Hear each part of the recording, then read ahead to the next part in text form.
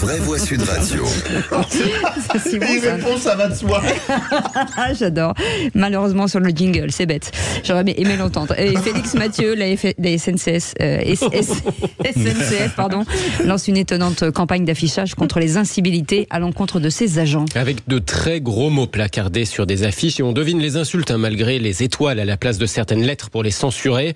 Va te faire fils de p. Autre affiche placardée par la SNCF. Ton taf, c'est de la ou encore, ne me fais pas espèce de Bref, vous avez compris le principe, des insultes tirées de situations réelles.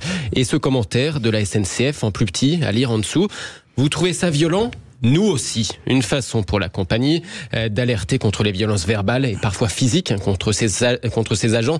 6000 recensés l'année dernière dans les trains et les gares en France, soit en moyenne tout de même 16 par jour. La compagnie le rappelle, le code de transport punit ces outrages jusqu'à 6 mois de prison et 7500 € d'amende.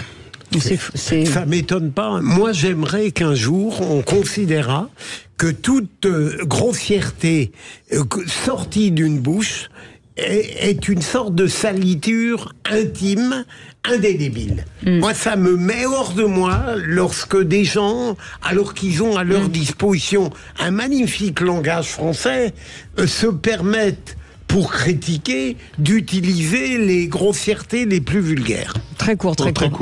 Oui, j'ai envie d'élargir à l'ensemble des fonctionnaires d'accueil, souvent en catégorie C, fonction publique territoriale, hospitalière, au premier accueil aux urgences. C'est souvent aussi le cas. Avec et partout, dans les banques, dans les taxis, dans les, tout. Voilà, c'est.